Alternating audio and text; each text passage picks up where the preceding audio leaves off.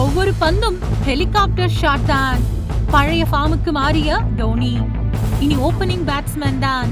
IPL 2026 ஆண்டு சீசனில் Chennai super Kings அணியில் நட்சத்திர வீரர் மகேந்திர சிங் தோனி தன்னுடைய 44வது வயதில் விளையாட உள்ளார். கடந்த 2023 ஆண்டு தோனி தலைமையிலான CSK அணி IPL கோப்பையை வென்றது. ஆனால் அடுத்த 2 சீசன்களிலும் CSK அணி பிளே ஆஃப் சுற்றுக்கு கூட செல்ல முடியாமல் தடுமாறியது.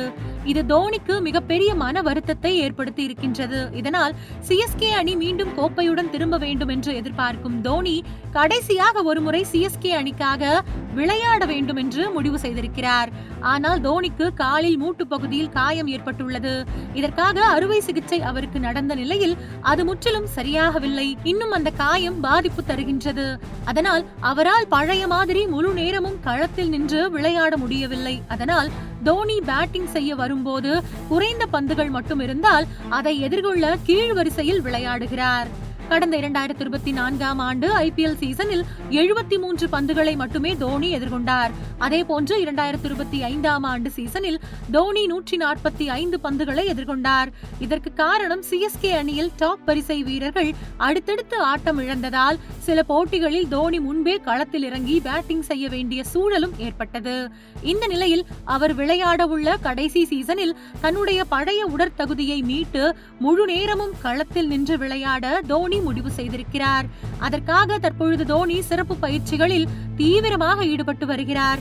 44 வயதிலும் சற்றும் மனம் தளராத தோனி தொடர்ந்து கடுமையான பயிற்சிகளை மேற்கொண்டு வருகிறார். தினமும் ஜிம்மில் 5 மணி நேரம் அவர் பல்வேறு விதமான பயிற்சிகளை செய்வதாக கூறப்படுகின்றது. அதன் பிறகு பெரிய சிக்சர்களை அடிக்கும் வகையில் தோனி வலை பயிற்சியில் பெரிய ஷாட் அடித்து ஆட முயற்சிகளை செய்து வருகிறார். தனக்கு பழைய மாதிரி பந்துகளை விளாசி அடிப்பதற்கு சக்தி இருக்கிறதா என்பதை முயற்சி செய்து பார்த்த தோனி அதை இன்னும் எப்படி மேம்படுத்துவது, பவுலர்கள் யாக்கர்களை வீசினால் அதை எப்படி சமாளிப்பது போன்ற பயிற்சிகளையும் தோனி தீவிரமாக மேற்கொண்டுள்ளார்.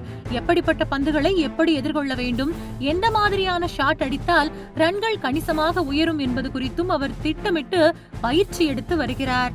அது மட்டுமின்றி போட்டியில் இருக்கும் கடுமையான சூழல் போல இத்தனை பந்துகளில் இத்தனை ரன்கள் அடிக்க வேண்டும், ஃபீல்டர்கள் எந்த இடத்திலெல்லாம் இருப்பார்கள் என்பதை கணக்கிட்டு மேட்ச் ஸ்டிமுலேஷன் என்ற முறையில் தோனி பயிற்சியில் தீவிரமாக ஈடுபட்டு வருகிறார்.